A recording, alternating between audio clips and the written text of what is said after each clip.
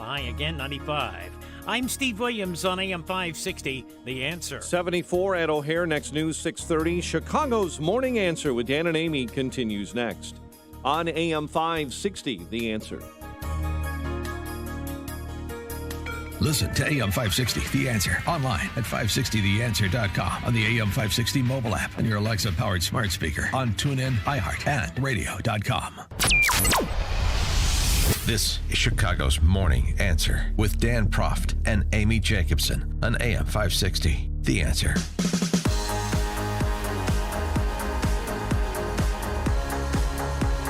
Is that America is a work in progress, but it is a land of opportunity.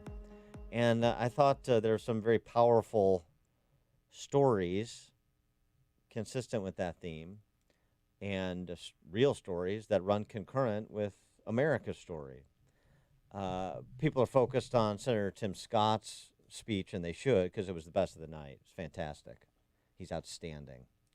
Room temperature takedown of Joe Biden, and a very warm response to the race hustle of the identitarians. Concluding, or nearly concluding with this. My grandfather's 99th birthday would have been tomorrow. Growing up, he had to cross the street if a white person was coming.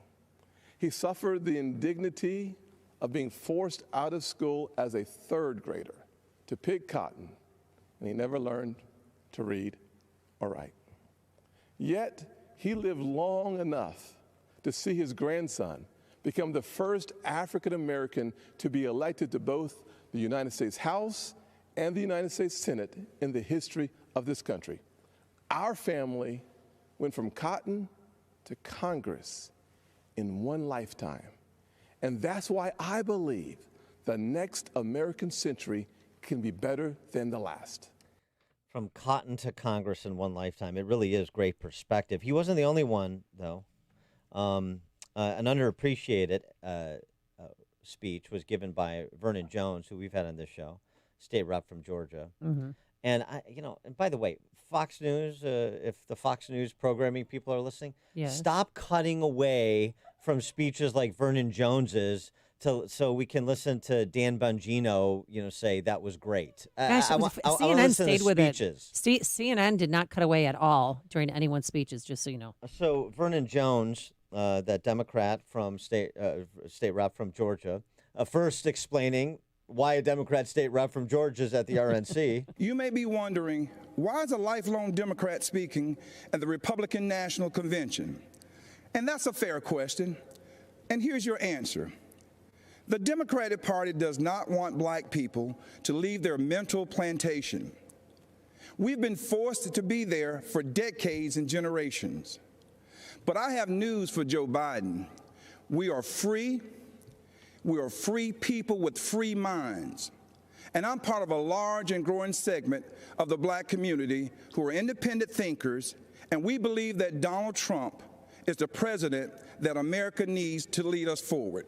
And State Representative Jones on his personal story. You heard from cotton to Congress for Tim Scott? My parents, Robin and Rufus Jones, built with their own hands a 4-room cinder-block home with no indoor plumbing. They had very limited education, but they instilled in us a strong work ethic that drove me from those tobacco fields of North Carolina to those hallowed halls of the Georgia General Assembly. My parents taught me if I believed in God, worked hard, and treated every person fairly, there was no limit to what we could achieve. From cotton to Congress, from the tobacco fields of North Carolina to the Georgia State House. These are good stories. And Nikki Haley, let's not forget her. In much of the Democratic Party, it's now fashionable to say that America is racist. That is a lie. America is not a racist country. And she talked about how she grew up with her mother who wore a sari and her dad wore a turban, and how they overcame and became solid American citizens. And the dream is still possible. But I love last night because I thought, put an emphasis on President Trump's relationship with the black community And I love that he met with the frontline workers. And he was very personable last night. It was a different side of Trump. We are not fully where we want to be, but I thank God Almighty, we are not where we used to be. We are always striving to be better. When we stumble, and we will. And that Tim Scott line is so important because, not just because it's true, but because the Democrats are trying to make you believe that we are still in 1963 Selma. And so, again, it's a work in progress, but it's a land of opportunity, because if it wasn't a land of opportunity, Tim Scott wouldn't have the Tim Scott story, and Vernon Jones wouldn't have the Vernon Jones story, and Herschel Walker wouldn't have the Herschel Walker story, and on down the line, black and white, and everything in between. For more on this, we're pleased to be joined by Paris Dennard. He is a senior communications advisor to the RNC. Paris, thanks for joining us. Appreciate it. Thanks for having me. Well, I'll tell you what, who's ever responsible for putting together day one deserves a lot of credit, because that was an outstanding program last night, both in terms of the actual presentation as well as the substance, the speakers, as well as the videos, as well as President Trump, weaving Trump in with those individuals, the first responders, as Amy was talking about earlier, as well as the hostages that the administration has been able to free from lands across the world. So a great work, because I know it was a lot to pull together in a short period of time. Well, I think, first of all, we'd have to thank the president for his leadership, because all of the videos, the content, the stories, going back to what he's done these past 4 years, are only possible because of the fact that we have such a great leader in President Trump. The other thing is that we should be so blessed to live in this country. The theme of the entire convention is the great American story, and we saw that last night, not only in the programming that aired on television, but even in the pre-program, the pre-show, which I encourage your listeners to tune into about an hour beforehand online. There was great content there as well. And it's important for us to remember that American exceptionalism is real. The shining city on a hill is real. The great American comeback is real. And this president is ushering in a new generation of leaders, of free thinkers, of people who are inspired by his actions, because it's putting America first. And that's a good thing, not just for the black community, which has been positively impacted, but for our entire nation. And that's what we saw last night with the theme being the land of promise. We saw the promise of America. And then tonight we're going to talk about the land of opportunity.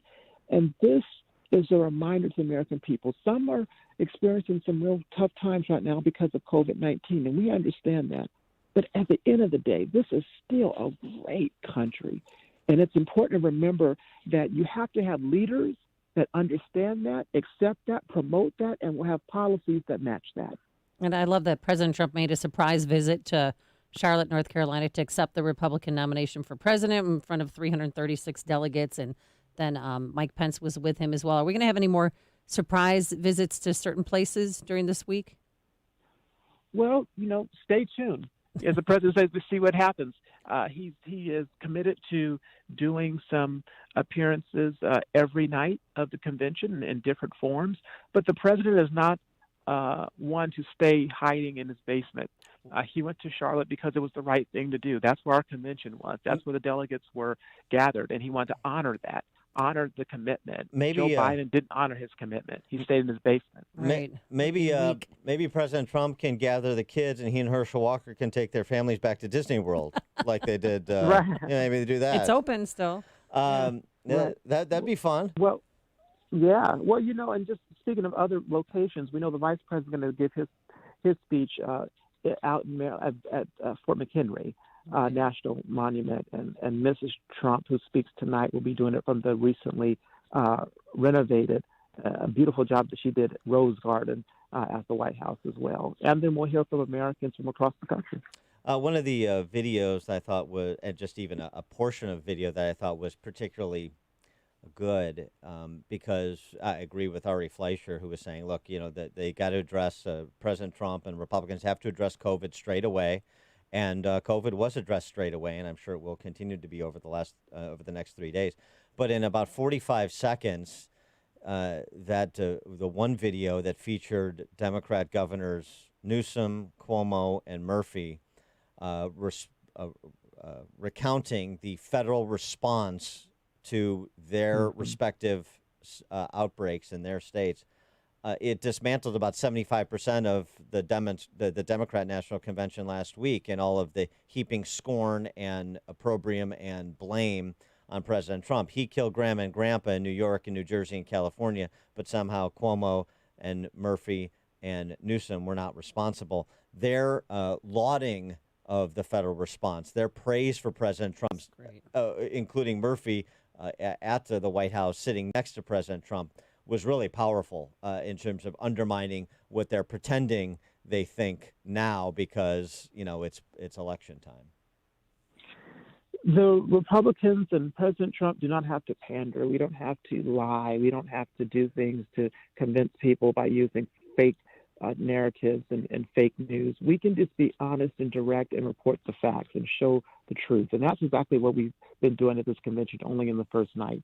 And that's why when you saw what the Democrat governors had said, when you saw what President Trump has done, when you heard from those people who have survived COVID-19 and are thriving, you heard from people who have been in hostage situations and been rescued, when you hear people talk about PPP and being small business owners and teachers and nurses, when you hear from real American people who've been positively impacted, it counters what the Democrats say about the president, about who he is, about his policies, and about what this administration has done. Because most people, to be honest with you, don't know the whole story about what President Trump has done, because we know the media, the mainstream media, has created written a false narrative about him, and half the time refuses to even air the content, show the speeches, show the results in a positive way. Well, what do you want to say to the mainstream media, particularly CNN, was when President Trump met with frontline workers and freed hostages, they were just appalled, hair on fire, that they weren't 6 feet apart and wearing masks.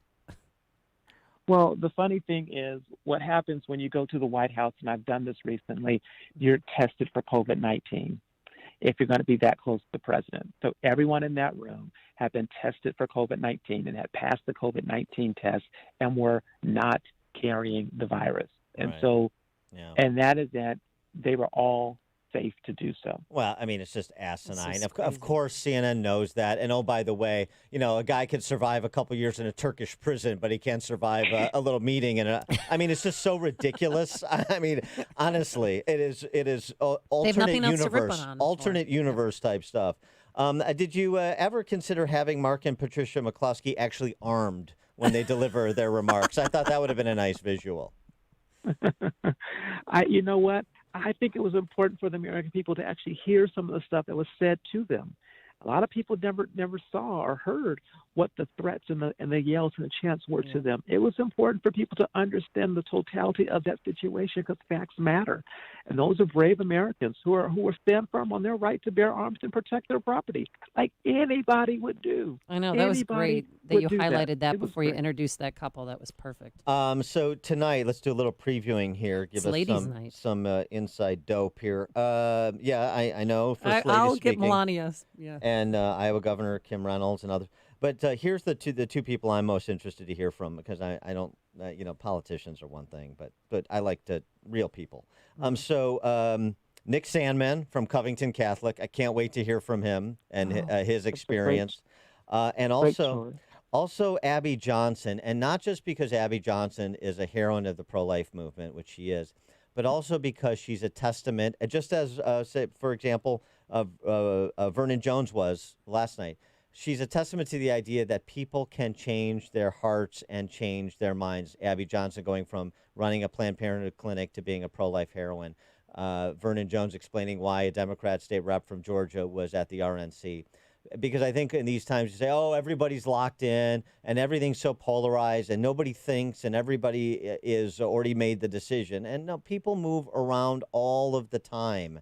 And so I think Abby Johnson is a testament on both of those topics. Well, no, I think you're absolutely right, and it's going to be a good night to hear again when we're talking about the land of opportunity. Secretary Pompeo is going to be speaking from overseas. You're going to hear from the Trump children, Eric Trump and Tiffany Trump. They know their father. They know him personally. They know the man who he really is. It's important for the American people to see him as a father. Remember that he is a human. That's why it was so moving when he held the funeral for his best friend and his brother, Robert Trump. It reminds people that, you know what, this man is human. He has emotions. He's a real person. And we're going to hear from people like Daniel Cameron, the first Black American to be elected statewide in Kentucky, the Attorney General. Yeah. And Pam Bondi, who did a great job as Attorney General of Florida. You know, this is going to be, and I agree, Nicholas Sandmann, the way the cancel culture and the media came after him, and I hope we get to hear more of the story from his mouth, because it's a great example of the intimidation that happens right now that's unnecessary. I also want to hear freedom fighter. Yeah, I also want to know. And he won. I also want to know how much he got from CNN. Hey. Exactly. I'd love to know too. He's not telling. He is Paris Dennard. He's a senior communications advisor for the RNC. Paris, thanks for joining us, and keep up the good show. Day one was great. Thank you. Yeah. Thank you. Thank you. And he joined us on our turnkey.pro answer line. Connect with Dan and Amy on the AM 560 The Answer mobile app. Just text the word app to 64636 to download the app today. Honey, what are we going to do with your grandparents' old coins and jewelry? I'm pretty sure they're worth some money. You've been saying that for years. Okay, how about PGS Gold and Coin? They're the best when it comes to selling family valuables. And you know this because... PGS, when it comes to your valuables, they're the best. Isn't that the place Jeff sold his grandmother's jewelry when she passed? Yep, he checked out pgsgoldandcoin.com and found tons of positive reviews. He was blown away by how much he got. Do you? Oh, you're already on the site.